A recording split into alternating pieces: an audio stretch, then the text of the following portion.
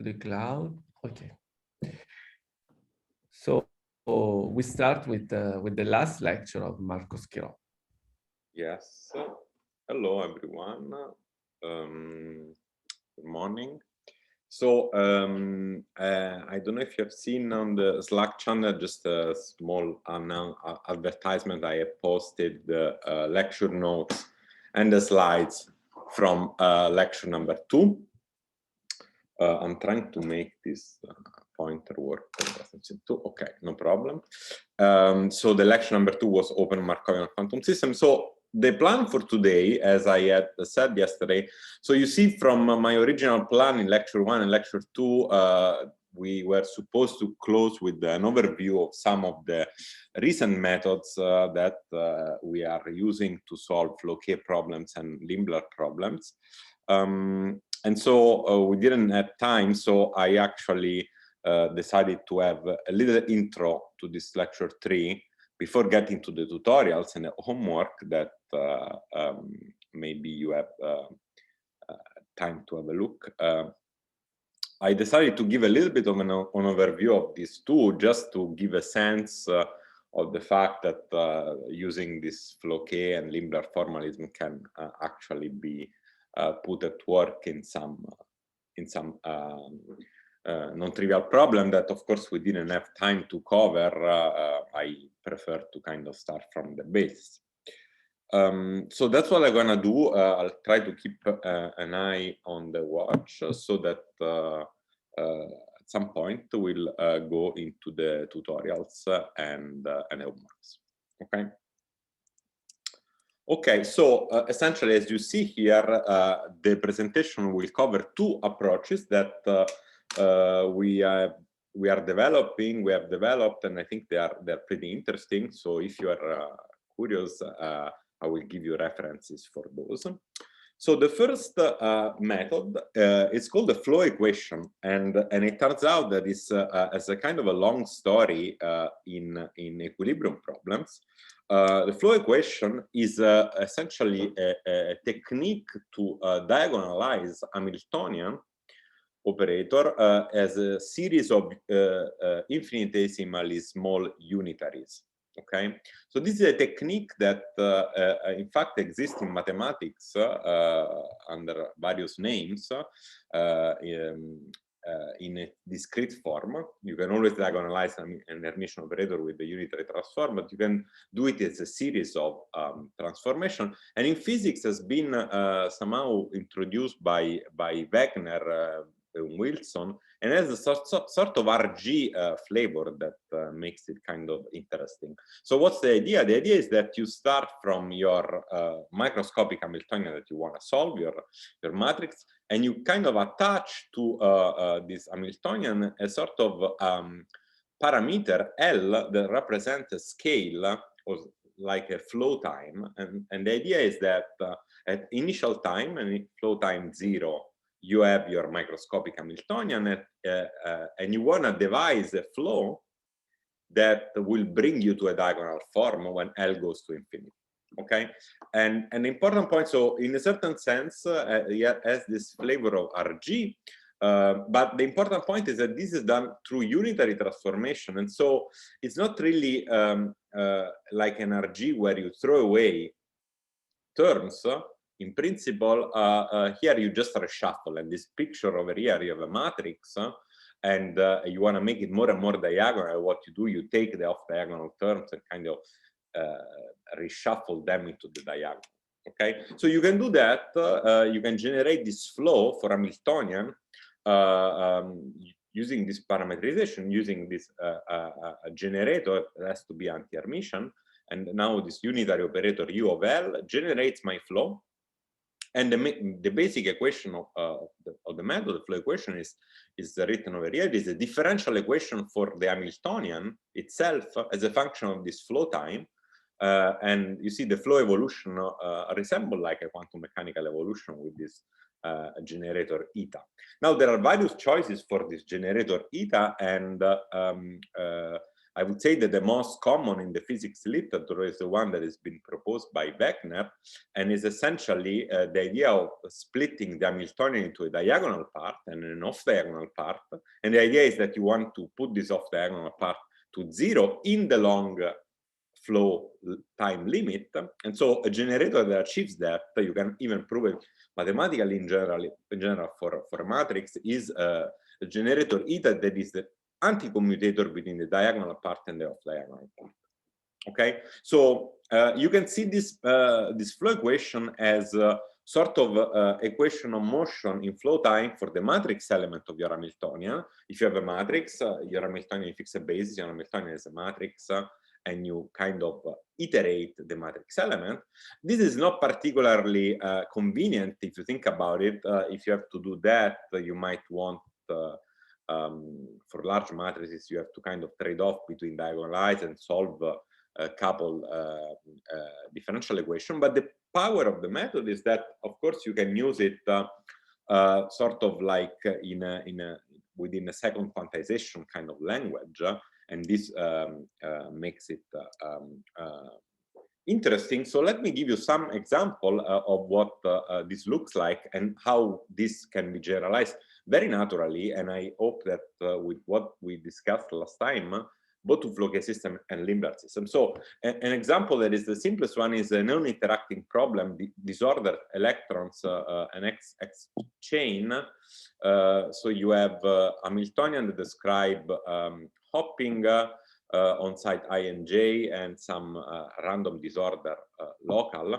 You see that I am attaching an extra, this is the kind of a key point, I'm attaching an extra L dependence on the couplings, because the idea of this flow equation is that in a certain sense those parameters will depend on the flow time, and eventually you want to get to a point in which this off diagonal terms will go to 0, J, Ij will go to 0, a large L, while H will go to the diagonal value. So in a non-interacting problem, you can actually solve the problem, the flow equation, kind of write it down closely in closed form. The generator remains quadratic. This is the key, of course, feature of the non-interacting case.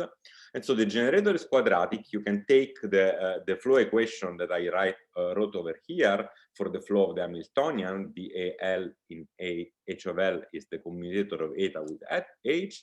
And you can write down a couple of equations for this flow parameter. So let me show how it works in practice to if you take a matrix which is L by L.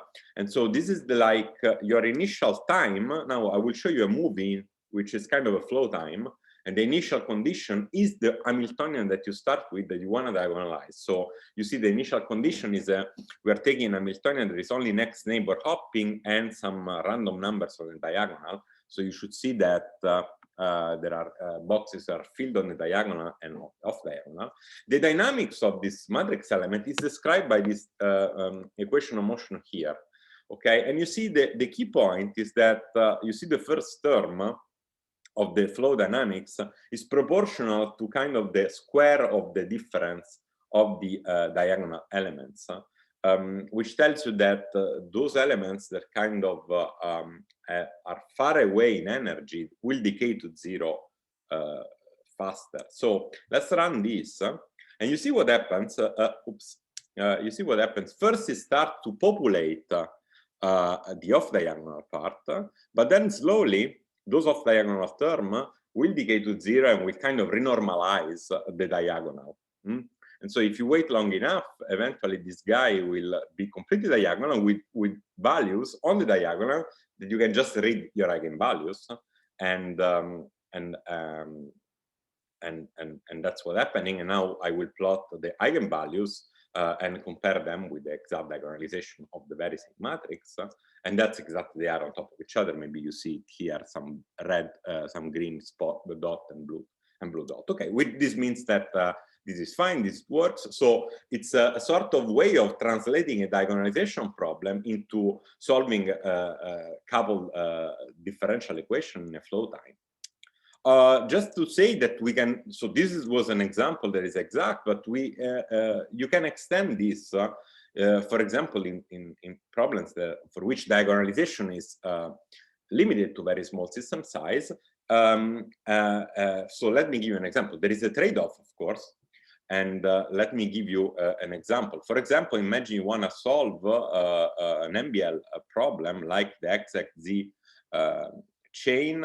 So it's like before free electrons hopping on a lattice with a disordered potential, but now there is interaction, okay? And so this model, the phase diagram of the model, this model, it's rather well understood. It's kind of the standard model of many-body localization. Maybe Anusha introduced it to you already, but just to what is relevant somehow here is just that there is an MBL phase at a large enough disorder, and the insight that we have on this MBL phase is that essentially is localized in the sense that there exists local integral of motion which are localized in real space and decay exponentially with the distance. So we can extend this flow equation to describe MBL system. Of course, at this point, the system is interacting and the flow equation is not exact anymore, or at least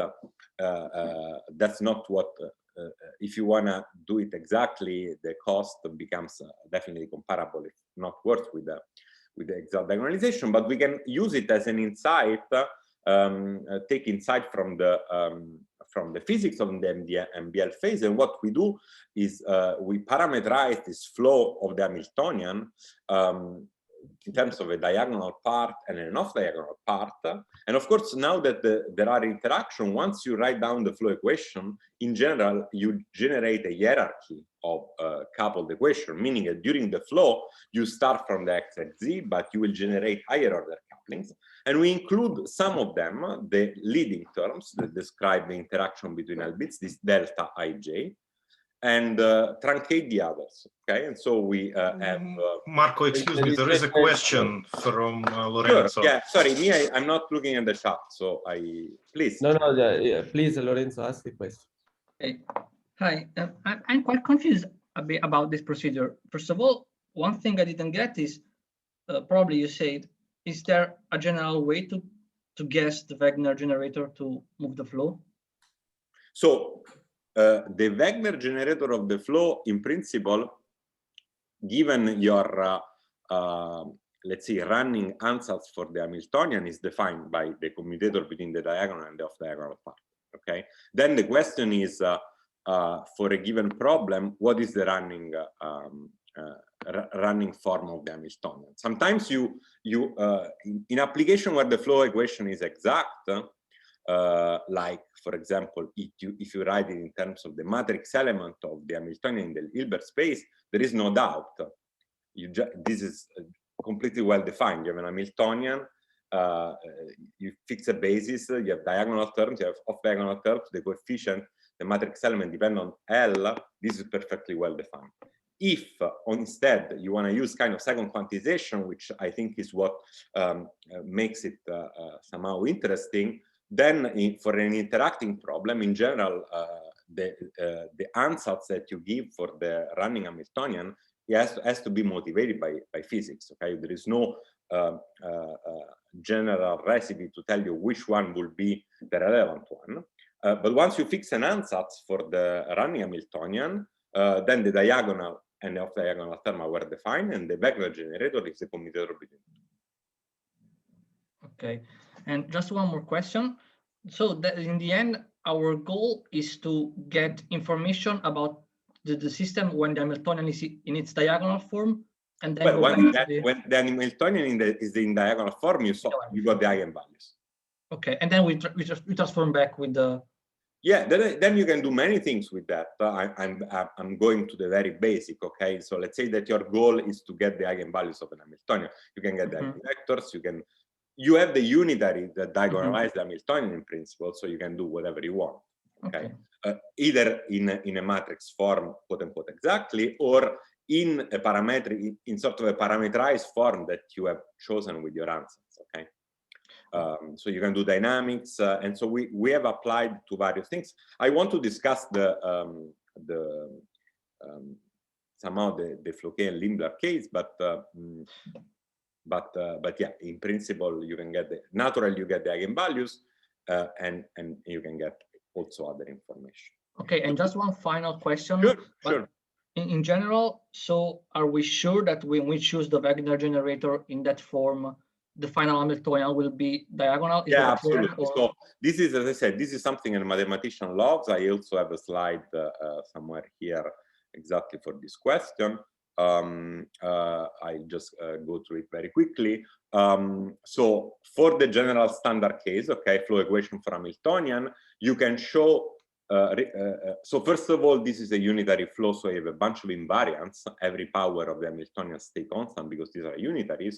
Using this invariant, you can show that so the invariant number 2, it means the sum of the square of the matrix element is the relevant one. You can split in off-diagonal and diagonal term, and you can show that the off-diagonal term will be always a decreasing function of the scale. So we'll go to 0 at large L, provided you choose a generator of this form, which is H times a function of the matrix element. And there are various choices for this generator. Wagner corresponds to take a function that is f equal to x, which essentially, if you think about it, is just the commutator that I wrote. There are other choices by one, for example, by Steve White. There are different choices for the generator, but this method is extremely is controlled. Then again, once you use it as a kind of approximation, you have to make sure that things work, and using the invariant is exactly what we do.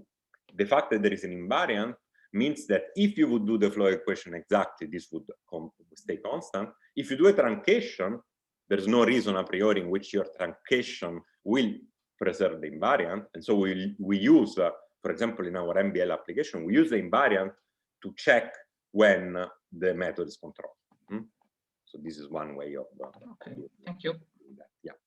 So okay, so I don't want to discuss the physics of MBL. I just want to show you, for example. Wait a second, sorry. There is also from Anton a remark. Could you please get back to the flow equations? Please, yeah, like here or here. I think. Yeah, this one's please. Just yeah, I'm sure. just trying to figure out what exactly is going on. Do I understand it correctly that basically you are allowing your Hamiltonian to have arbitrary hoppings, and then effectively what this equation says us is that you renormalize basically every matrix element of the Hamiltonian, and the flow represents just nothing but the like component-wise equations that you wrote in the previous slide, right? Yeah, exactly. So okay. instead of matrix element, so what you do? Sorry. No, it's okay. No, what I was saying is that what you do in practice, you have this flow running Hamiltonian with this coefficient. You compute the commutator, the generator, and then you write down this flow equation just by imposing that the derivative of with respect to L of the Hamiltonian, which means the derivative with respect to L of the couplings, is given by the commutator between the generator and the Hamiltonian. This is a closed equation. I mean, again, it's closed in terms of non-interacting system. It's not closed in general. It's a hierarchy. Well, it's closed eventually. Yeah, sure. Yeah. Okay. Yeah. Okay. So this is, for example, to show with respect to when this works or not in MBL case, we can compare with the eigenvalues obtained from AD. You see that at a small disorder, they don't really match. This is because of this ansatz that works, is supposed to work in the MBL phase because we are truncated at the leading L-bits interaction. But you see, as you increase disorder, the eigenvalues become better and better. Okay, so this idea works with Hamiltonian, but I hope that somehow the goal for me was that if you have followed this lecture, the first one, you might think, well, this seems very natural to do it for Floquet, at least, no? And so now I'm gonna introduce that and sketch the idea. This is discussed in this paper on the right, but I think, I hope at least this kind of makes sense to you. So what we want to do for Floquet, we want to diagonalize the Floquet quasi-energy operator. At the end of the day, this is a matrix. So that's the advantage of going into this extended Samba space that I told about here. So this Floquet quasi-energy operator is, I remind you, is h of t minus e de t, which written in the space which is Hilbert space and harmonic space. It just looks like this matrix. Now, I hope you are kind of familiar now with this matrix. You see there are big blocks, and inside the block, so the big block structure tell you the harmonic index in which we are, and the small box is kind of your physical Hilbert space. So there is a question by Artem. Yeah. Which is the computational effort here? So the computational effort is let's talk about the standard flow equation. You see, you truncate these ansatz here. You have to solve equation for hi, jij, and delta ij, use symmetries and stuff like that. You have to solve polynomial number of equation, run it to the to long time. Sometimes the flow has to be run to kind of long time. Of course, this is not comparable with, so we can go to much bigger system, of course. The exact diagonalization is restricted to a certain region of parameter, but you know, this is just one ansatz, and I think this method is extremely has a lot of potential if you come up with an ansatz for, as we have been trying for a while in trying to get an ansatz that work in the ergodic phase. And I don't think this is out of reach. So again, this is a method that works in certain regional parameters. In that case, you have to solve a number of polynomial number of equation up to some long flow time, and that's how it is in the general case. Floquet is a little bit more challenging, but I mean, again, you have to compare with what is on the available, which is not much. Okay, so for Floquet system, the price you pay in going to Samba space is that you have now an extra dimension, right? I mentioned this during the talk. This harmonic index, you can think of it as an additional dimension. In fact, plays exactly this role, and so. If you look at this Floquet quasi-energy operator is an Hermitian operator, and so why I should just use the flow technique to diagonalize that. That's exactly what we suggest and try to do, and you see immediately that the structure of the Floquet problem tells you that there are several choices for the Wegener generator. You can do more things than in static cases, and I'll try to discuss this in a second. And this, I think, is kind of the picture that I have in mind. I hope this will be useful for you to kind of keep in mind. So one type of generator is to diagonalize the problem in physical space. I call it type 1. And but do not diagonalize it in Samba space. Okay, so in this case, you can think of it as kind of this left square over there. So if you do that, you're going to a problem which is diagonal in space, but it's still time dependent. Okay, so that's one way of addressing that. Essentially, this is kind of like doing a sort of time-dependent Schiffer-Wolf transformation, if you want, or something like that. The type 2 instead is what is called is essentially diagonalization in Samba space without diagonalizing in physical space. This is essentially the high-frequency expansion that I kind of told you about, right? In that case, you obtain a Hamiltonian, which is still complicated, but you have somehow dealt with the time dependence, and now you have a problem that is not time dependent anymore. And so, and what we propose, so these two were kind of used in the literature, and we propose something that it looks like the more natural generalization of the Wegener flow, which is something that diagonalizes both in physical space and in Samba space. If you can do that, you have solved the problem. You got the Floquet eigenmodes directly. And so you see what that means in the structure. I hope that now this kind of makes sense to you, this way of writing. The index I label the physical Hilbert space, the index n label the harmonics, And so for the Wegener flow, the last case, for example, you see that we choose to parameterize the flow in a way that you stay diagonal in space and kind of like identical in, and only the zero harmonics is there. So that's the diagonal part where we want to flow. And everything else, meaning the off-diagonal blocks in Floquet space and off-diagonal blocks in physical space, they'll flow to zero. So we implement that for an Anderson problem. Again, this is a quadratic problem. You can solve it and benchmark. And again, the equation of motion for Floquet are a little bit uglier because now you have an extra index. But again, you have to compare with how to solve driven Floquet problems, and so you have an extra index. So now you see that the couplings Jij and Hi they depend on space and depends on the harmonics as well, and depends on the running time. Okay, and so the initial condition is some problem you choose, whatever is your initial condition of the flow corresponds to whatever drive you want to study. Okay, you have, for example, an Hamiltonian that has some time dependence, f of t, g of t, whatever is it, bang bang or cosine or whatever. This is the initial flow, but then the flow will, as the flow time passes, you will renormalize both in real space and in harmonic space, because of course you want to get to a point in which you don't have any more time dependence. So you have to reshuffle harmonics as well. So I don't have a video for that, but the concept is the same, right? It will go away and then we'll come back into the diagonal.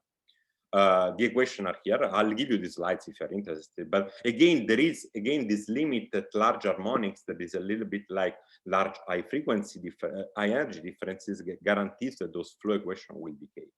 And you see this is the flow for different values and different initial condition, and you will see that eventually this matrix element both at the zero. So you'll see in panel C and panel D, I'm plotting the zero harmonics. This will go to the Floquet eigenvalues, and all the other harmonics instead will decay to zero.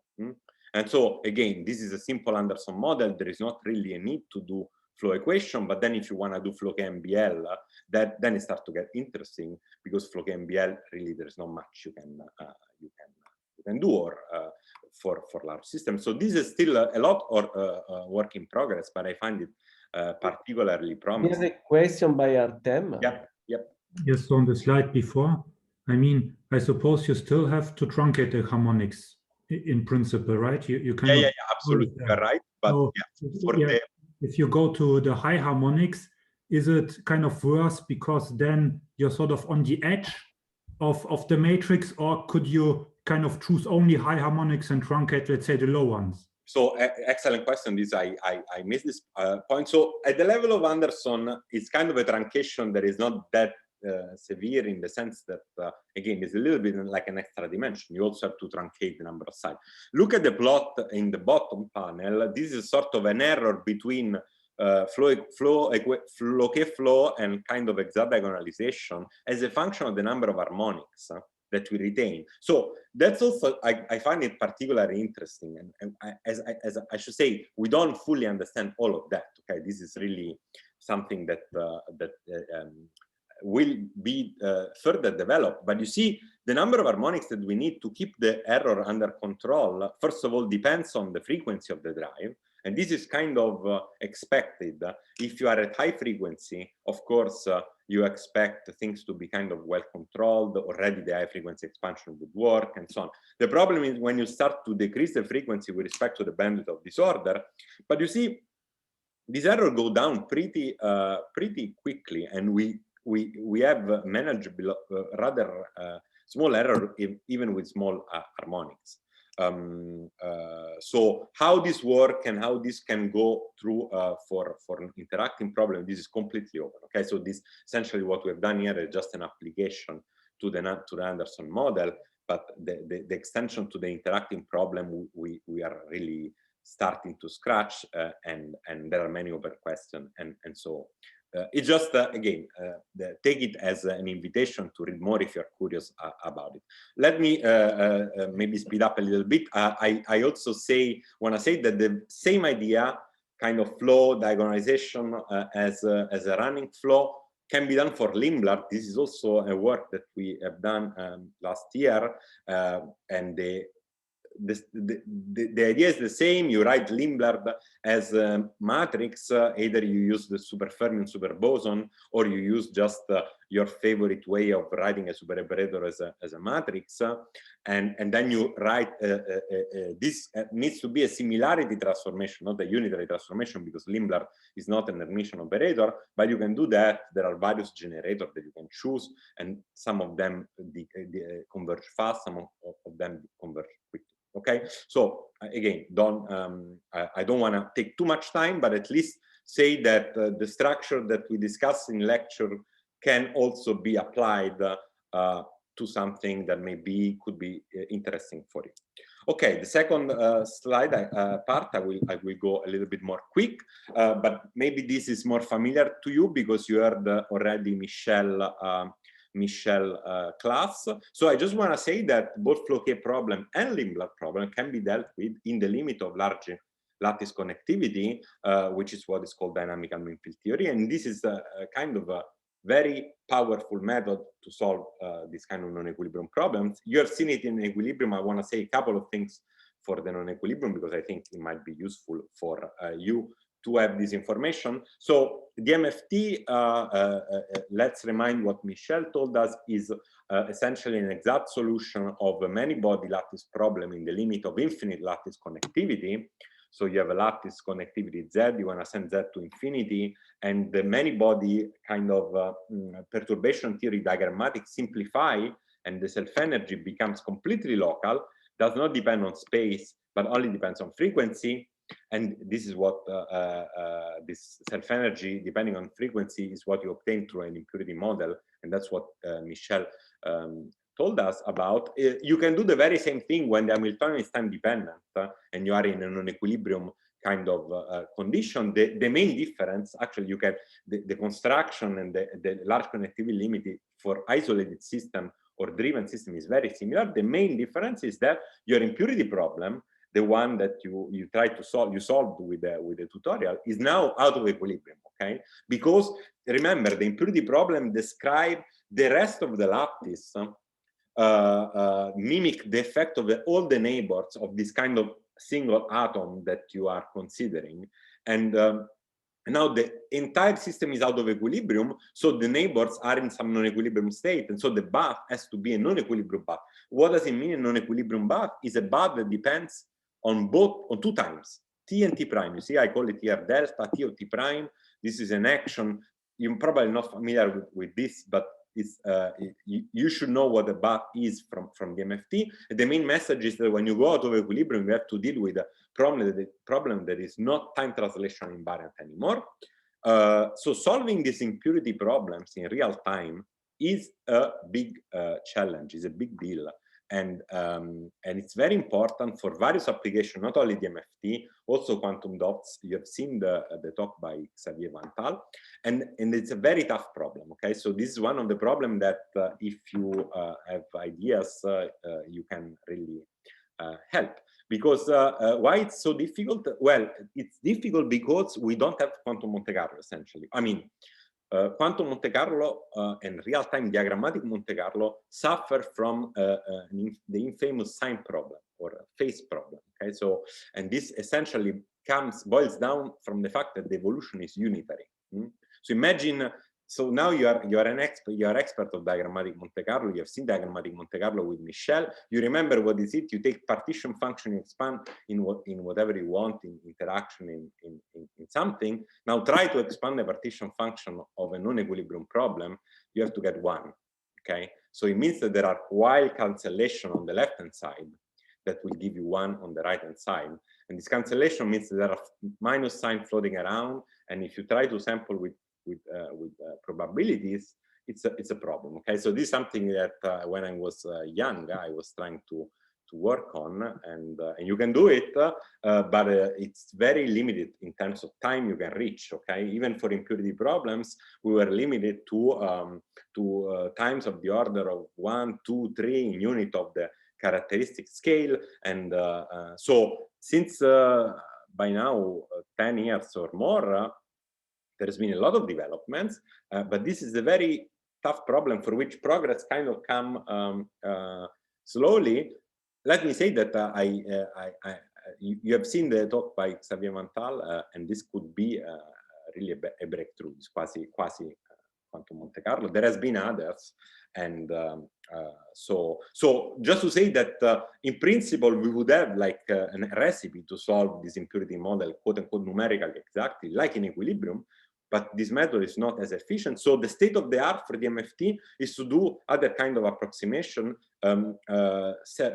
typically self-consistent diagrammatic resummation techniques that boils down to write down Dyson equation in real time and solve with some self-energy. Again, this is similar to what Michel told you. The main difference is that in principle, the self-energy, we don't know it in closed form as a function of the Green's function, and we have to do some approximation to deal with that. And you can do that to solve, for example, Floquet-Hubbard model, and for example, see what we discussed in the lecture, isolated system under Floquet drive thermalized to infinite temperature. This, I should say, I was very surprised when I saw it. This drive never stopped.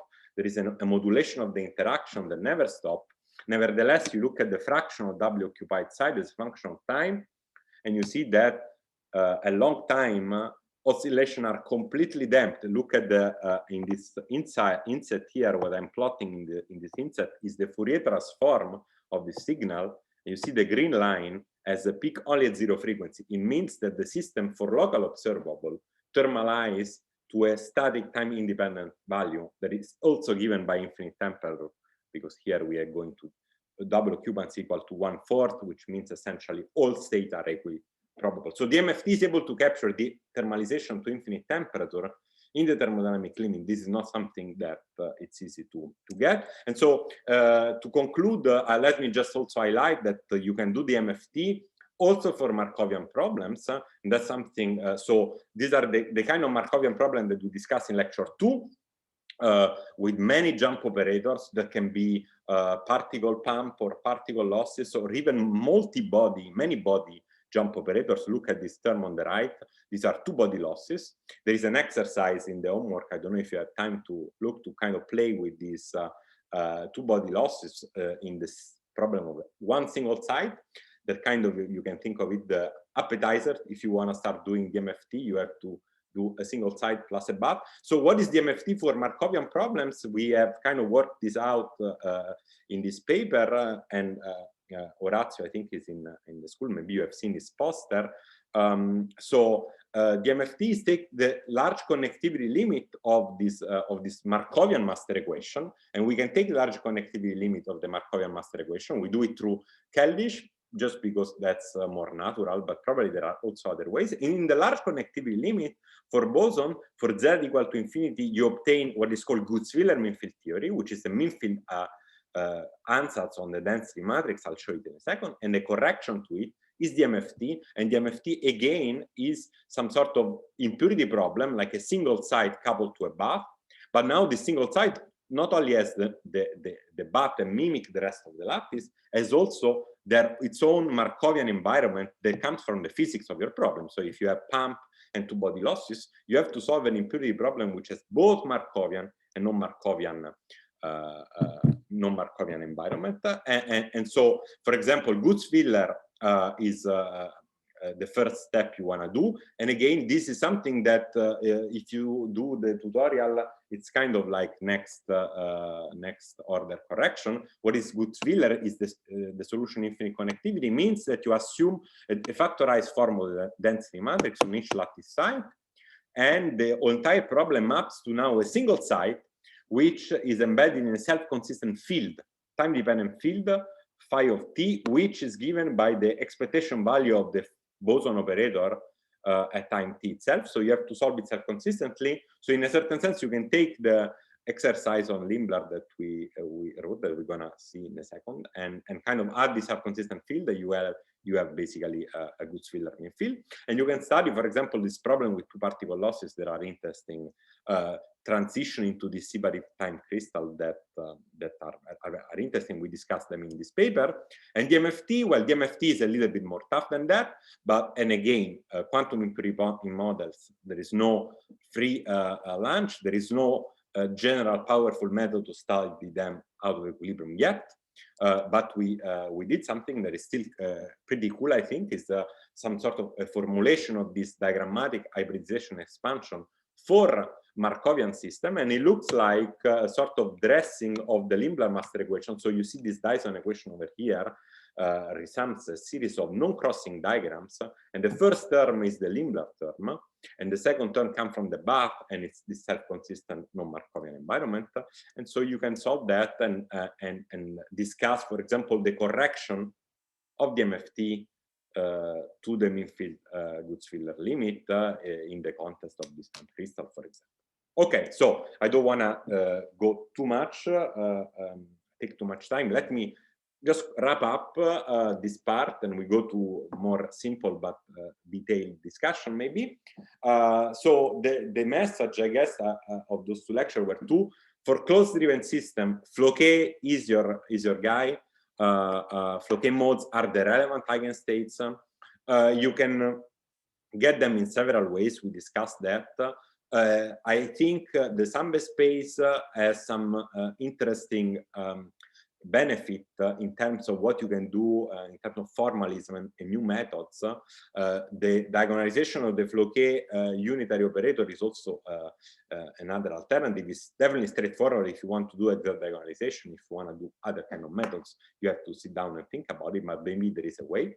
So definitely Floquet modes is the key. For Markovian quantum system, again, I try to convince the Limbler master equation is legit and comes from different corners and different angles, and so if you take seriously this Limbladian operator, you can do interesting thing with them, and again, this augmented space, this tilde space, I think it's interesting to develop new approaches which kind of borrow ideas and methods from static problem to the Markovian case, and I think we need that. So I hope I stimulated your curiosity here. And okay, so that's it. In the rest, I want to, unless there are questions on this, we can start to go to the exercises.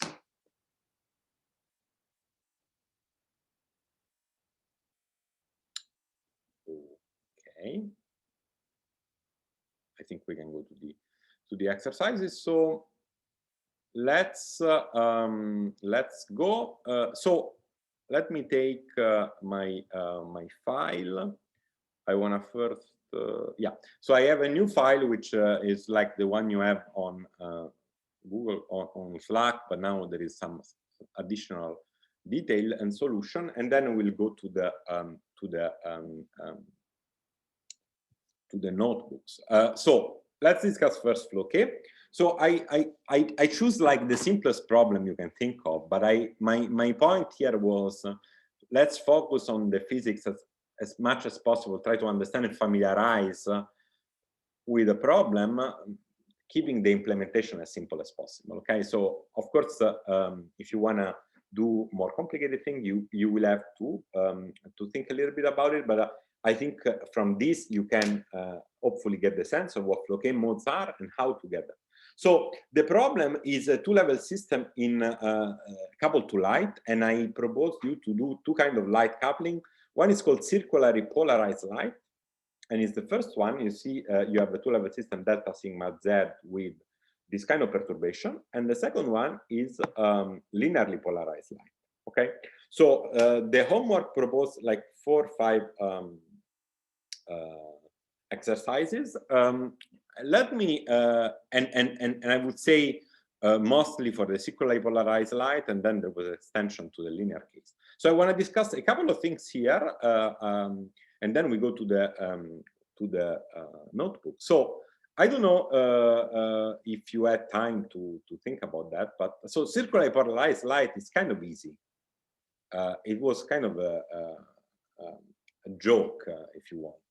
I mean, not a joke, but it's a case in which you can really solve it without knowing anything, and then you can solve it with Floquet and make sure that everything works. You know, I think it's good to have a sort of benchmark that you know that you're doing good things. So I don't know if anyone had kind of the time to think why circularly polarized light is kind of a Floquet under disguise, or like static problem under disguise. And this is related to the question 3. Try to find analytically time-dependent unit transformation that completely eliminate the time dependence from the problem. Solve the resulting problem and compute blah, blah, blah. Okay, so if you remember what we said, actually we didn't really say it in the lecture, but it's in the lecture notes. You can think of Floquet as finding the, let's say, unitary transformation that bring you to a rotating frame in which nothing moves anymore, okay? And if you do that, you solve the problem. So you can rephrase Floquet in this term. Sometimes happens that this unitary transformation, this time-dependent unitary transformation, it's kind of easy and you can see it directly in your eyes, how to get it. And that's the case of the circularly polarized light. And so here is what I discuss in 2 lines, and then we go to them. So you see the circularly polarized light is written like this, but you can just rewrite it in terms of sigma plus and sigma minus. And you see that now from this point, from equation 56, should be more straightforward to see that you can do a unitary transformation, which is a rotation along sigma z, time dependent, which gauge out this phase. And that's exactly implemented by an operator that is this guy, P exponential of I alpha T sigma Z, for a proper choice of alpha. So you do this unitary transform, and your Hamiltonian, you can choose alpha in such a way that you eliminate your Hamiltonian, your time dependence, and you get a 2-level system, okay? So from this point of view, you have a 2-level system to diagonalize, and the eigenstate. So first of all, the eigenmodes of this 2-level system, which are written here, they're just the usual square root plus or minus with this omega half, are the Floquet modes. And the eigenvectors of this Hamiltonian are the Floquet eigenstates at time t equal to 0. Okay, and you can write them analytically, and it's kind of straightforward. And then you can apply the unitary that kind of generates this going to a rotating frame to get the full time dependence. And this is simple because you see this unitary P of t is nothing but a rotation around sigma z, and these Floquet modes are written in the natural basis. So this is simple, and you can solve this kind of initial value problem and get, for example, the return probability. That's what we were asking in the problem.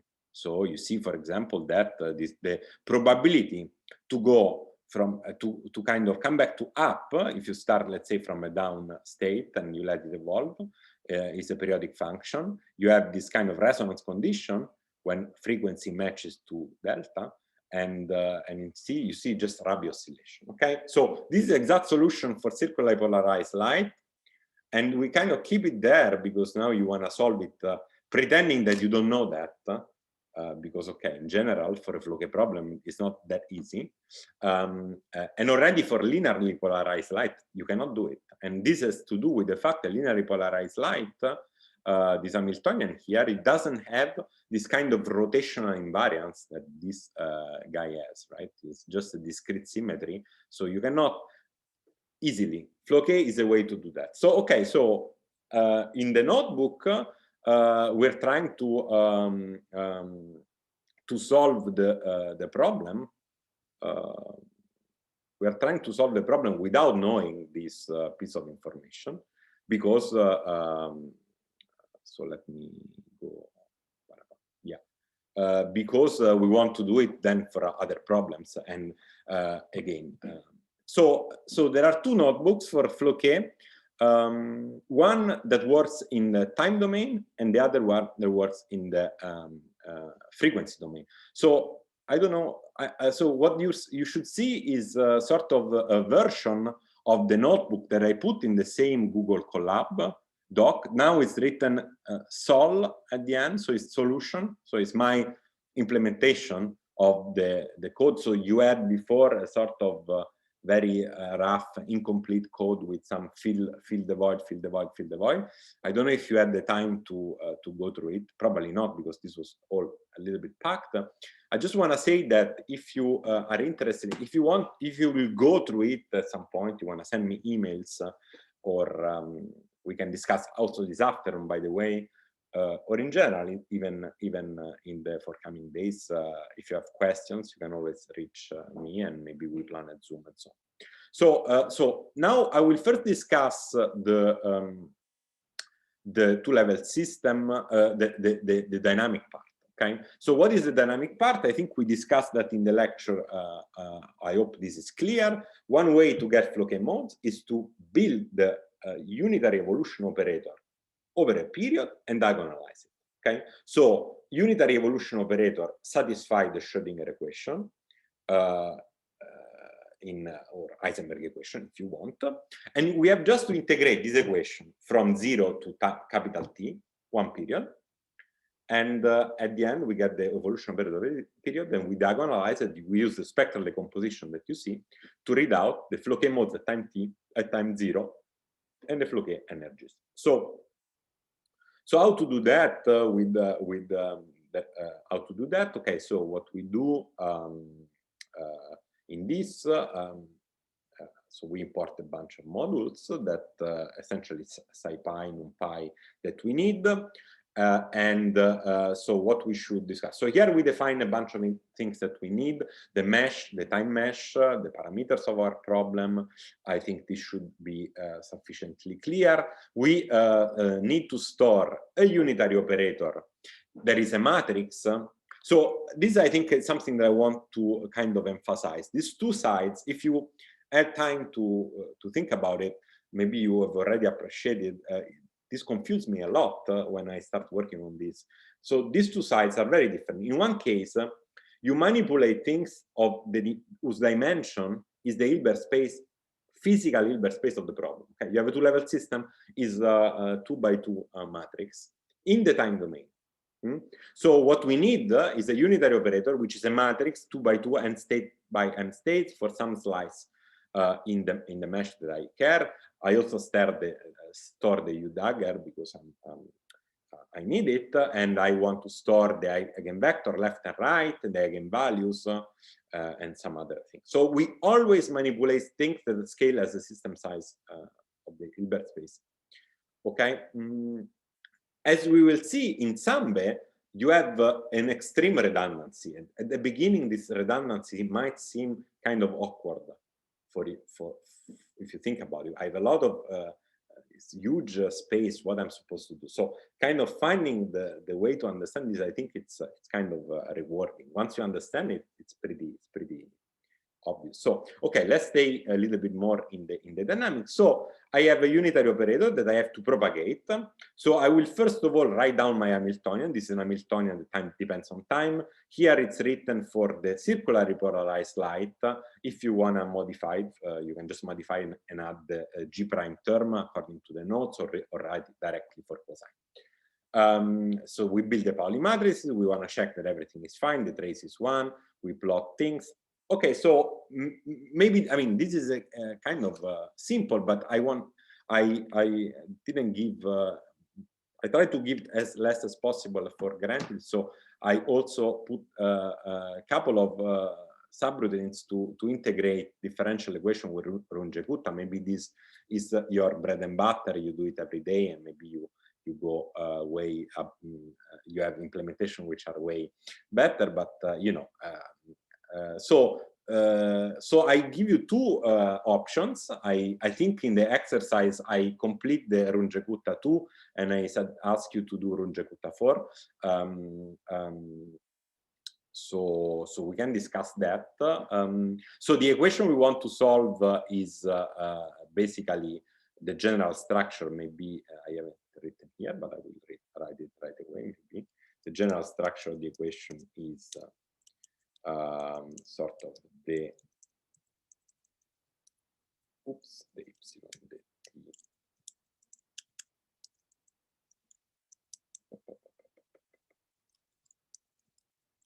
is some f of t epsilon, and which for us essentially means that we wanna our function, our variable is the evolution operator, which is a matrix.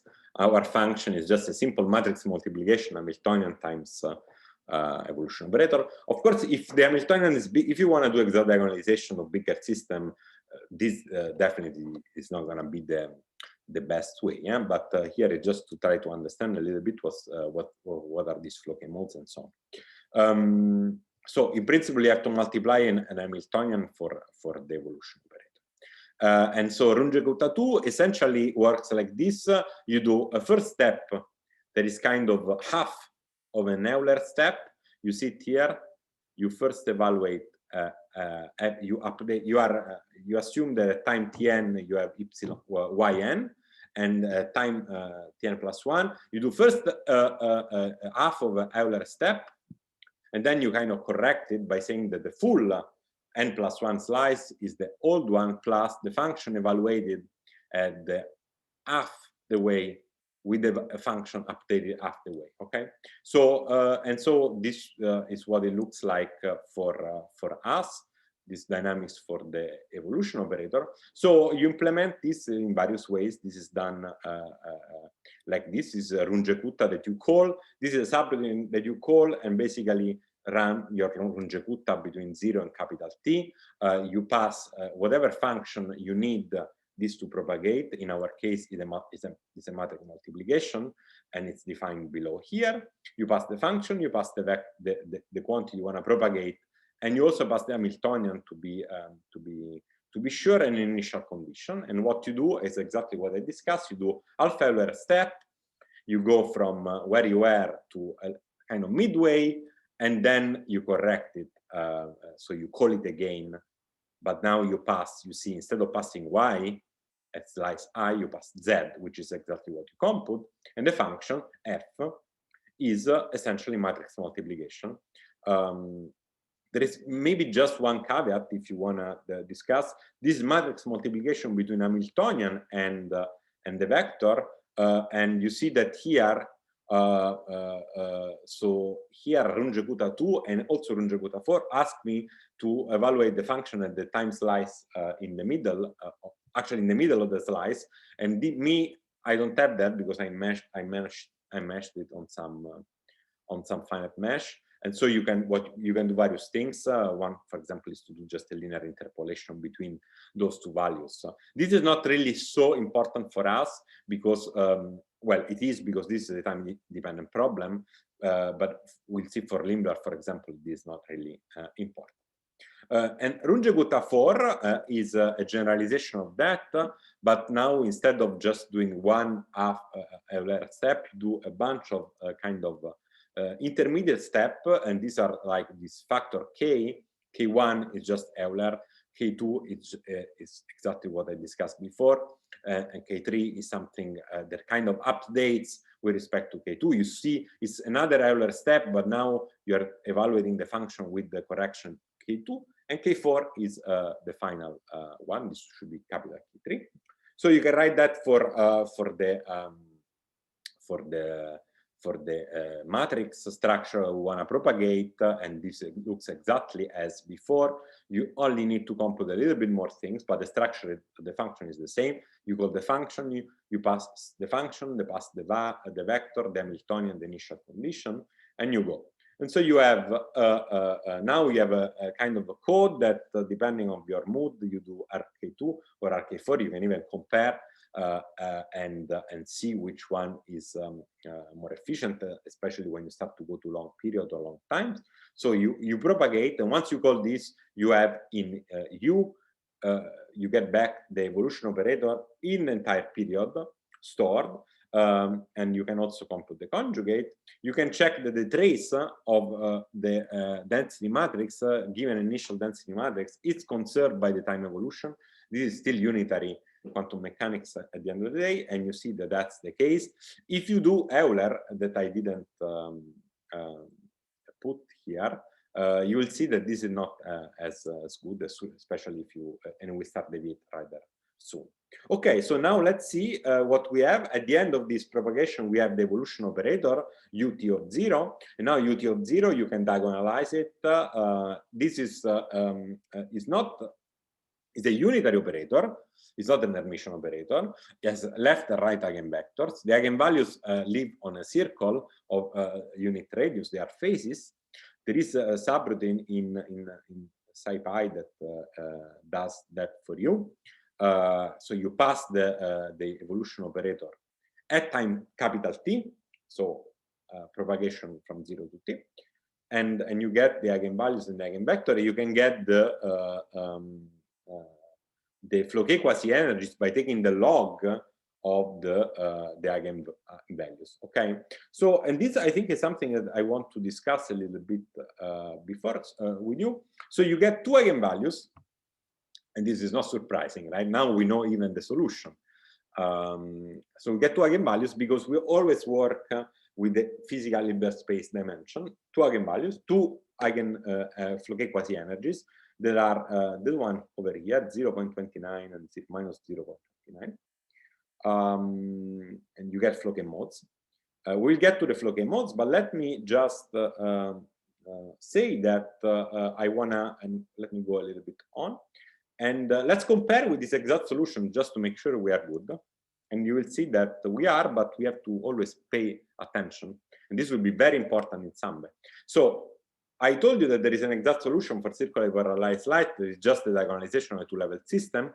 So I can read off the eigenvalues here and the eigenvector. I can write the matrix and diagonalize. So these are the two eigenvalues.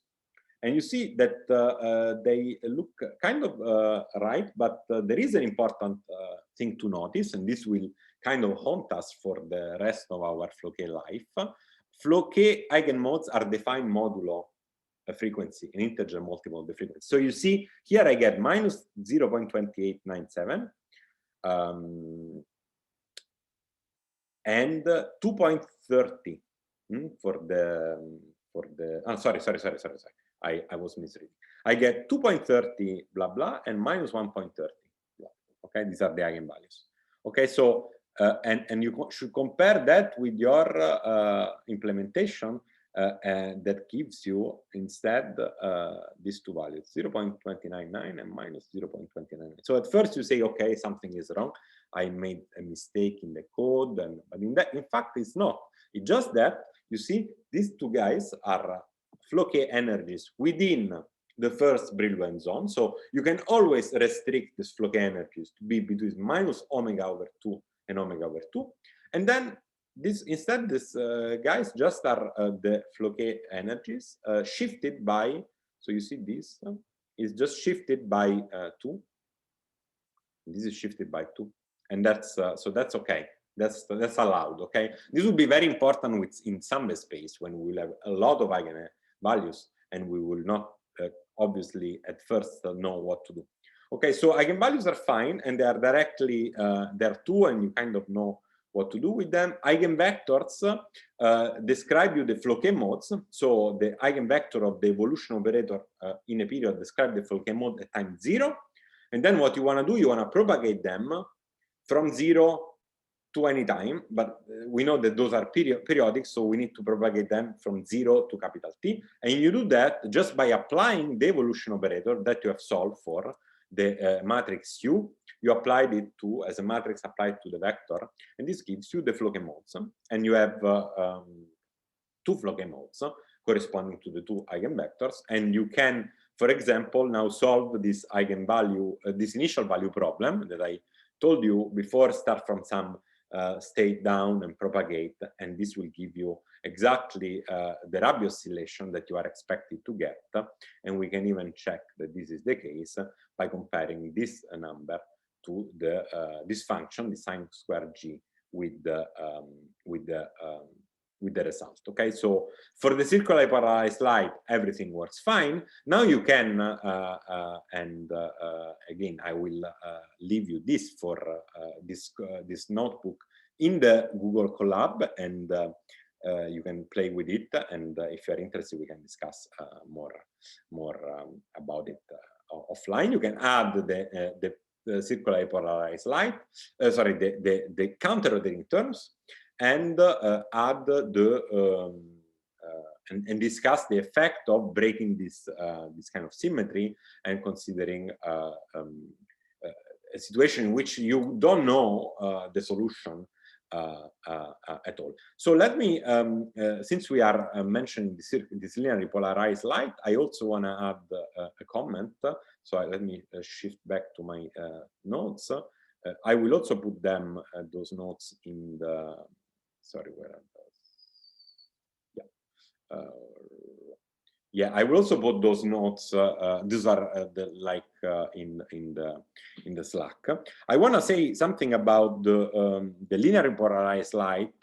Again, we cannot solve it exactly, but there is a kind of simple calculation that you can do to get a little bit the sense of the physics before you do your numerics. And I want to discuss it with you. This was an homework that I gave you, I think, in lecture 2. Was to do the high frequency expansion for this two-level system in linear polarized drive. So I have it written here. So I will just discuss, there are all the steps, more or less all the steps, but I'll discuss briefly and so that we can see what's going on, and then this will help you later. So this is the linear polarized light. Now we cannot do the gauge transformation to eliminate the time dependence, but we can do something else. So we can still do a unitary transform to kind of eliminate this explicit cosine dependence, and at the cost of kind of redressing the two-level system. This is usually a good strategy in Floquet problems to go first to some rotating frame that oscillates at the drive frequency, even if it's not complete remotion. If you don't remove completely the time dependence, this typically allow you to access non-perturbative regimes, and that's one example. So you do a transformation with a unitary with an operator S that I define like that, with some so sigma x with some function of time, and you choose the function of time in such a way you eliminate this last term on the right. Okay, so this is a simple equation that for f whose solution is essentially sine of omega. Sorry, this is capital omega, should be small omega. I will correct it. So so you see that in this way you have done now a dressed Hamiltonian that looks like a two-level system, a sigma z matrix dressed by this operator. You can write it like this. And now you want to do the high frequency expansion that I discussed in the notes in lecture 2, and essentially this amounts to compute the harmonics of the Hamiltonian, and this will be useful for Zambe. That is what I'm going to get to next. So what is the harmonics of the Hamiltonian? I introduced them in the class, but maybe this is good to kind of look at in detail. Is a Fourier transform with an harmonic M of the Hamiltonian. So it's an operator. Okay, it's an operator that still lives in the Hilbert space of the physical system, and this will be one of the block that kind of you will put in the Zambe construction. So it turns out that this calculation, you can do it analytically. It's for this two-level system with this function f is an exercise with Bessel function that I give you the final result. If you have questions, you can ask me. But it's interesting the fact that you get a Bessel function for a reason that will become clear in a second. So I can compute the harmonics of the drive, the nth harmonics of the drive. You see there is an interesting structure. You have, as I said, this is an operator, so you have a matrix sigma z, a matrix sigma y, and you have some parameters that are now renormalized through the Bessel function of order m, this is j, evaluated as a function of x, and x is g over omega. Okay, so to see things more clearly, you see there are these factors over here that tells you essentially the following. If the harmonic is even, you have only sigma z. Well, you see, because this guy is 0. If the harmonic is odd, you only have sigma y. Okay, so you take these two results, even and odd, you plug it into the expression for the effective Hamiltonian to leading order, and you get a simple result that looks like the effective Floquet Hamiltonian with looks like exactly like a kind of two-level system we started from with renormalized parameter, with parameter delta tilde and G tilde that are renormalized by the drive frequency and the drive amplitude. Okay, so this is like in a nutshell Floquet engineering. Okay, you put a drive, you have a system, you put a drive, and you dress the parameter of the system with a drive. In principle, if the problem is kind of more complicated than a two-level system, you would generate even other terms, okay? And that's all the kind of fuzz about Floquet Hamiltonians and Floquet engineering, is to engineer new kind of interaction with the drive. So in the case of a Floquet of a two-level system, this is very simple, but still tells you something that I find cute, that is called dynamical localization. So what is dynamical localization? So the two-level system is like a double well potential, right? You have a plus and minus are kind of the two minima, and the sigma x operator is the guy that makes you jump from one to the other. You can think of it, okay? So you see that what kind of renormalization you get to the dipole matrix element, or if you like, in the other basis, to this delta term, is a renormalization in terms of the Bessel function. So why is it important?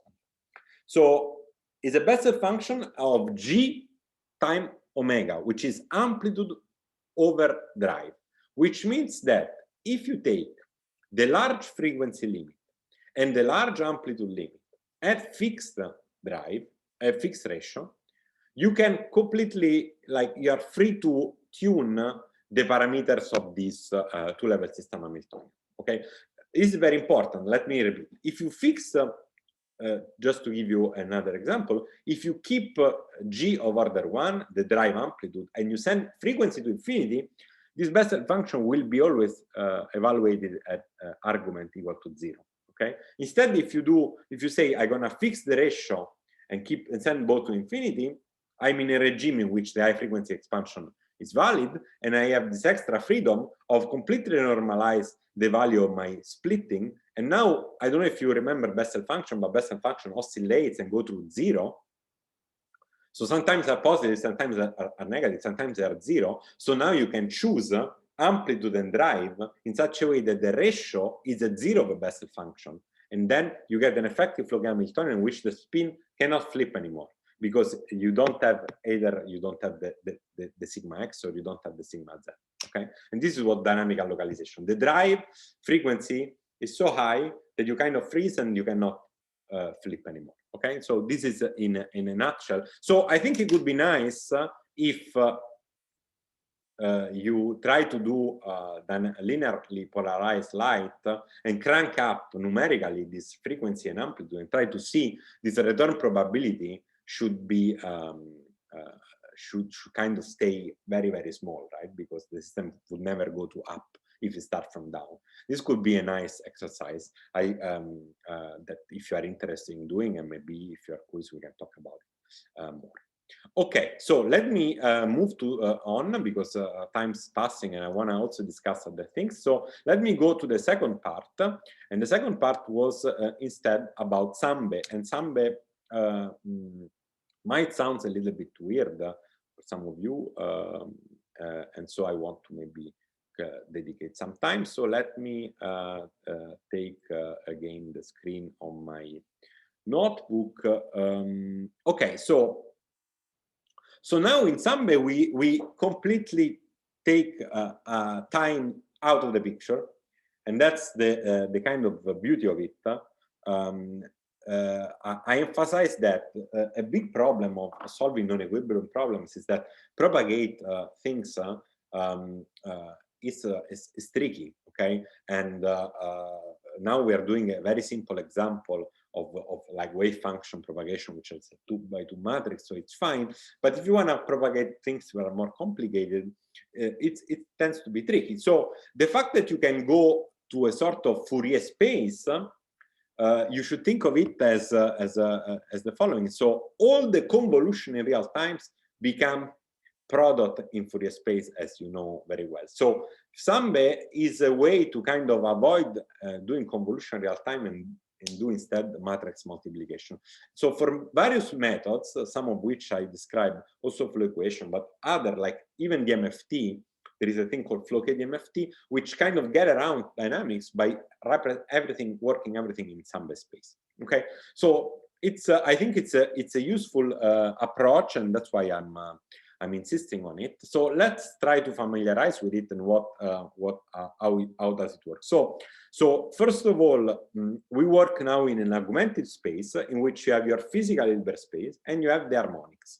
So as always for numerics, you have to truncate, choose a cutoff, and fix a maximum number of harmonics. The two-level system, thankfully, is small enough. And so you will choose an index and label the harmonics from minus nh to nh. So 2 plus 1 nh, 2 nh plus 1 harmonics. And in this augmented space, the quasi-energy operator. So now what we have to deal with, remember, this is formulation number 2 of Floquet, not through evolution operator, but like through wave function and really like Floquet theorem, if you like. And so in this picture, what like the relevant object to manipulate is the Floquet quasi-energy operator, which is h of t minus I dt, which looks like a differential operator in time, but looks like a good old matrix in some space. And so how does it look like? It looks like exactly like that. So in a given matrix element, you have the structure that, so you have blocks that are labeled by the harmonics, and inside the block there is the kind of physical the Hilbert space degrees of freedom, and you have copy of them. So they are arranged like this. So the first thing to do is to compute the harmonics, and then the structure I have a plot in the lecture notes, but I put it back here for you. The structure is always the same. You have a diagonal in which you have the zero harmonic, the zero order harmonic, which is shifted by a certain number of photon or certain number of harmonics, and then off diagonally on the off diagonal terms you have higher order harmonics, the positive and the negative and the positive.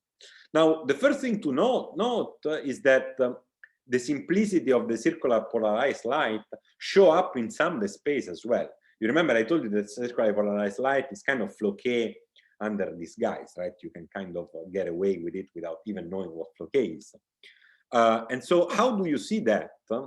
You look at this Floquet quasi-energy and you see that only the matrix is three-diagonal. Only the terms on the upper and the lower diagonal are there. As soon as you are here, you are already zero. And then you have a whole bunch of zeros. In general, already for linearly polarized light, you will not have that.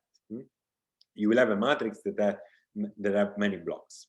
And this comes ultimately from the fact that you have this phase invariance in the circular polarized light. So this already tells you that this is a simpler problem. Three diagonal matrices probably can be diagonalized even analytically, and so they're certainly more simple to handle. Okay, so that's the Hamiltonian we want to write. And the first thing to face is that I have an Hamiltonian whose dimension now is each block is 2 by 2, and then I have nh plus 1 harmonics. So it's a big matrix. Okay, so the size of this guy is n max is essentially 2 times 2n plus 1 to the square. So you have a big matrix, and this means that you will have a lot of eigenvalues, and we have to understand what to do with those eigenvalues, because the other approach, the dynamics, just give me 2.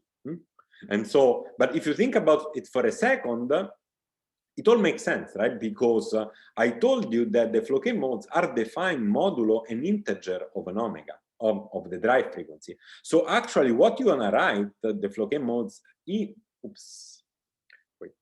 what you want to write the Floquet modes as is some kind of true Floquet modes plus an integer mod of the frequency.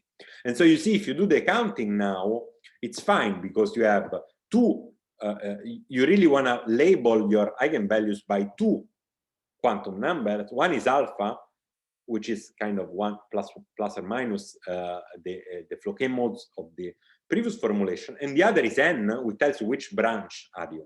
And at the end of the day, we will select one branch. We will look at things in the first Brillouin zone between minus omega-2 and omega-2, and that's where we want to look for things. But it's important to keep them all, okay? And actually, we will discuss the role of truncation. But, and you can see that by just changing an H and see how things change. Okay, so we do what we want to do now. We want to diagonalize the Hamiltonian. So here, the code, it's even simpler. The only, if you like, tricky part is to kind of build up this Hamiltonian, and then you diagonalize this unit is an Hermitian operator. It's fine. So we redo the same thing. We import a bunch of things. We define this object. So we have this. We have created this name that I particularly fond of. It's a Flockian, and so you might see here and there Flockian popping up in my notes and in this code. Flockian is just a short way of writing the Floquet quasi-energy operator. It seems like a good compromise between a Floquet and an Hamiltonian. If you don't like it, you can change it. So K is my object, my matrix element, my matrix that I want to diagonalize. I also and so this is n state times n state. Notice that now n states is not 2 like in the previous example, but it's what is the number of is the size of the Hilbert space or linear size of the Hilbert space times the number of harmonics. We also save the component of the various component of the Hamiltonian written in harmonics, because that's we're going to build this kind of matrix and then merge it together to have this structure. So first we will compute H of M, and then we will kind of assemble it. You can do it in various ways, I guess. So so I think the most the only the thing maybe to discuss. So I don't remember exactly what I put and what I didn't put, but probably this was not there. So we want to build this this matrix. So I do it in the following way. Well, the calculation of the Floquet harmonics for circular polarized light is kind of trivial, because as we said, there are only 2, so I'll do it just explicitly. If you do linearly polarized light, you want to write kind of a better code that does this for you. But anyway, you have essentially a vector. So you have a bunch of matrices, 2 by 2 matrices, which are labeled by an integer, which tells you which harmonic. Then I want to have, and this will be useful at least for me, but you can do it in other ways. A way that somehow I give you a label of a state in the kind of augmented Hilbert space, so an integer, and then you give me back the harmonic index. Okay, that's something that I find useful, right? Because remember we have defined a matrix in a space. So this is a matrix which is n state times n state. So I have an integer that runs from 0 to n state minus 1, and another integer that runs from 0 to j n state minus 1. But given an index, I want to know which harmonic is it. So I want to know exactly whether I'm in this block, or in this block. So I do it like this. It's essentially the integer part of the size of the Hilbert space minus the harmonics. This is a simple trick. And so then building the Flockian is kind of simple. You do this loop and you find the harmonic of order I and the harmonic of order j. So sorry, the harmonic corresponding to the state I and the harmonic corresponding to the state j. And then if you are the same, you are in a diagonal block and you put what you have to put. And this, you need a small loop, that the kind of loop inside this block. And then if you're off diagonal, you do the same, again, a small loop to loop inside the block. And you kind of copy in the Flockian the various components, harmonic components of the Floquet matrix.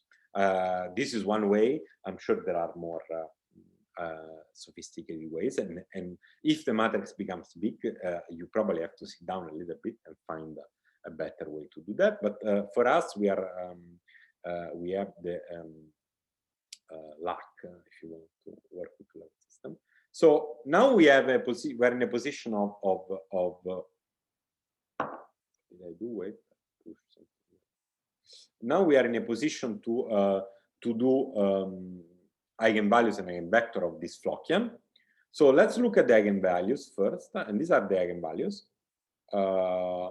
And you look at them, so you have, so enharmonics here is 10, so you have 21 harmonics times 2, you have 40 something eigenvalues. And you don't really have a clue at this point. But maybe the good idea is that to sort them, that's already helpful. You ask them to sort them because somehow this subroutine of SciPy give me the eigenvalues not ordered. So you sort them, and now you have a kind of a more reasonable behavior. But what you really want to look at is, and you will see that these kind of eigenvalues are, there are a pair of them which are in the first Brillouin zone between minus omega over 2, omega over 2. For our setup, I would say omega is 1, so I would need to zoom this a little bit more. And you have two eigenvalues, and those are the kind of physical one. And so these are kind of crucial. If you now ask me, and all the others, as I told you, are splitted by a branch that is an integer of the frequency.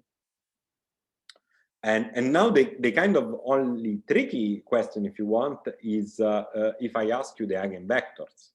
And so the eigenvectors, because I want to reconstruct the Floquet states at time 0 and eventually Floquet state at time t, and these are 2. The physical one are 2.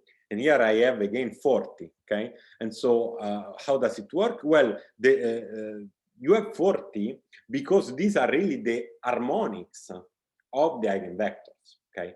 Of the 2 eigenvectors that we have. So we kind of need all of them to get the full time dependence.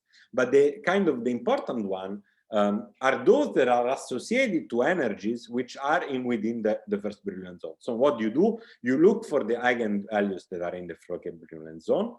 You do a search, you find those that are within omega, minus omega 2 and omega 2, and those 2 eigenvectors are somehow the eigenvectors that if I Fourier transform them, I will get the Floquet state in the period. And so that's exactly what is discussed here. You find because think about how this Sambe space work. You are expanding the periodic function of the Floquet theorem in Fourier harmonics, and those are the components of the eigenvector we are talking about.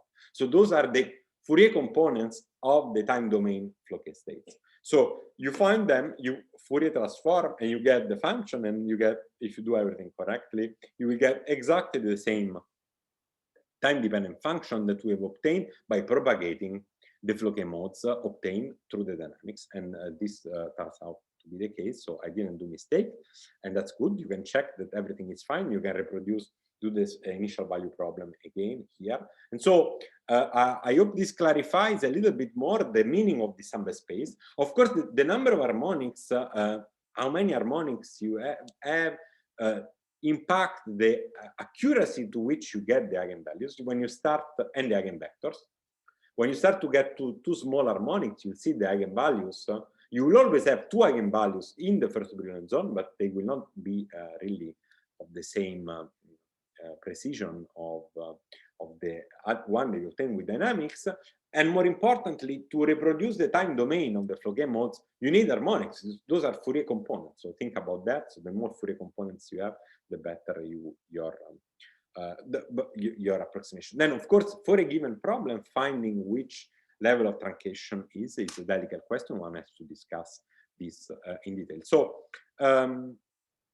So again, this all works for circular polarized line, but you can just add plus G prime blah blah, and you have a linearly polarized line, which cannot be solved exactly. And so you can kind of play the same game and build the Sambe, find eigenvalues, and solve the initial value problem, and compare the 2 things. And mainly, maybe if you want to, try to scale this amplitude drive and drive frequency to very large value, fixing the ratio, and see if you see dynamic localization, that could be like a kind of a nice application. Okay, so this is 12:30. Maybe I will go very quickly on the Limblad, just to also talk about that, but a little bit more succinctly, and then I close. So for Limblad, let me stop sharing this. Let me go quickly to this. This is, I think, another nice exercise. Okay, yes, you see my screen, but I have to go to the right spot. Yep. Okay, here the Limblad homework was also rather simple, nothing, but again, a way to familiarize. I don't know exactly what was your level of expertise. So it's a single interacting Bose-Hubbard site. As I said, it's sort of appetizer if you want to do goods filler and a little bit more work to do the MFT, of course. But you know, the physics of this single site is already give you already some insight. So it's an harmonic, it's an anharmonic oscillator, if you want, with an interaction as goes as n square. And then I put 3 type of jump operator, which are single particle pump with amplitude f, square root of f, single particle losses, square root of kappa, and 2 body losses, square root of gamma. Okay, so the master equation is the Limblad one. We've seen it multiple times, and the idea of this homework was try to solve the dynamics of the master equation just by integrating it in the time domain, writing some matrix elements, fixing the basis, writing a matrix element, and propagating to get to the stationary state, and compute, for example, the number of bosons as a function of time, the population of the density matrix and stuff like that, and try to redo the same in tilde space, in which again you kind of throw away time from the picture, you write this Limbladian as a super operator in this augmented space and diagonalize it, and find the eigenvalues and eigenvectors, and eventually reconstruct the initial value problem through a spectral decomposition, as we have discussed at the end of the second lecture. There are some questions that I put down, and I put it yesterday, so I'm sure you didn't have the time, but let's comment them. Again, if you are interested, we can discuss later today or another day. But there are a couple of interesting things that tells you already that this problem, this Markovian problem, are kind of non-equilibrium in a certain specific way. So first of all, one thing that you want to, one question that I had is compute the stationary state of this density matrix, of this master equation, for example, by propagating at long enough time, or just looking at the zero mode of the eigenvalues with zero, or eigenvectors with zero eigenvalue of the Limblad. So how this stationary state depends on the value of the interaction, okay? For example, how the density in the number of bosons in the stationary state depends on you, and what is the population of the Fock space state depends on you. So in equilibrium, the interaction is crucial, right? Even for this simple single side problem, you have what is called kind of Coulomb blockade. To have an extra boson, you have to pay a price order U. I'm curious to see what happens in the Markovian case and whether this Coulomb blockade is there or not. That was the first question. And then the other question was about the role of two body losses and so on. So I will maybe just sketch what I had on the notebook. I'm looking at now a file that doesn't have a sol in its name, but it should. So let me do it. Basically, it's a complete version of what I gave you in the Google Colab. And so let's discuss this quickly. I also had something that I think this morning, something that you didn't have, and it's about the tilde space. So if you are interested, you can have a look. By now, this should go kind of quickly because we know Runge-Kutta, we know everything. I'll just comment on the relevant things. So we want to implement this master equation written in terms of matrix elements. And so you have an expression for the Limbladian in the notes. It has a non-Hermitian part and a jump operator parts. And so that's exactly what we want to kind of write down. An Hamiltonian, so that's what we want to store as a mesh in real time. An Hamiltonian is a matrix of size ns times ns. A non-Hermitian Hamiltonian, because it's convenient to separate the two things for me, and the jump operators. We have 3 channels, so single particle loss pump and single two-body losses. We have some operator that we need. So we build the field operators, and this is just harmonic oscillator commutation rule that's trivial. We write down the jump operators accordingly. Once you have the operator A and A dagger, writing everything is kind of simple. You just do matrix multiplication for the two-body losses as well. And then the non-Hermitian Hamiltonian is just the original Hamiltonian minus the recycling part, L dagger L. And so we do Runge-Gutta for this. I think here I also put Euler, so you can compare the different performances, and we solve it with RK4 or RK2, and again this you can play with it. This I'm plotting the density as a function of time, and there are interesting things that are related to the question. I don't have too much time now to enter it, but if some of you wants to elaborate further, those 2 notebooks are there, and we can talk more, or even in the forthcoming days you can always send me an email and we set up a Zoom if you're interested in that, or if you have questions. Okay, I think I'm good to go. Alberto is here. Thank you very much. Of the school. I'm very honored to close it. Thank you again, all of you, for listening, and all the organizers for putting it together. And I leave you the word. Okay, thank you, Marco, also for the nice tutorials. So there are some questions. Otherwise, maybe we can close the school. So let me stop the recording.